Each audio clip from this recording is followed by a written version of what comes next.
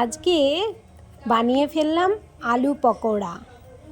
এর জন্য আমি কি নিয়ে নিয়েছি চলুন আপনাদের দেখিয়ে দিই।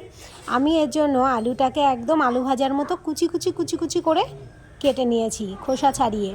এর মধ্যে আমি কুচি কুচি করে পেঁয়াজ কুচি দিয়ে দিয়েছি, আর দিয়ে দিয়েছি একটু লঙ্কা কুচি।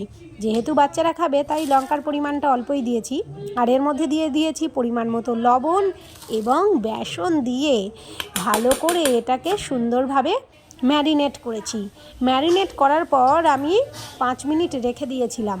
5 মিনিট রেখে দেবার পরে আমি কড়াইয়ে তেল গরম করতে দিয়েছি এবং কড়াইয়ে তেল গরম করতে দিয়ে একটুখানি এখানে গ্যাসটা জোরেই দিয়েছিলাম, কারণ তেলটা প্রথমে ভালো করে গরম করে নিয়েছিলাম। তারপরে ছোট ছোট শেপ দিয়ে আলুর পকোড়াগুলোকে আমি সুন্দরভাবে কড়াইয়ের মধ্যে দিয়ে দিয়েছি। তখন আমি লো ফ্লেমে দিয়ে দিয়েছিলাম, কারণ না হলে পুড়ে যাবে।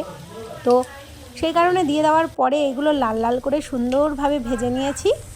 সুন্দর করে লাল লাল করে ভেজে নিলাম একটা একটা করে।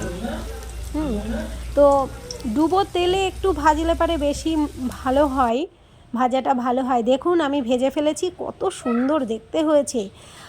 আর রেস্টুরেন্টে যাবার কোনো দরকারই পড়ে না, বাড়িতেই এগুলো যদি একটু বাচ্চাদেরকে করে দেওয়া যায় তো বাচ্চারা যে কী খুশি হয়, এবং তার সঙ্গে বড়রা।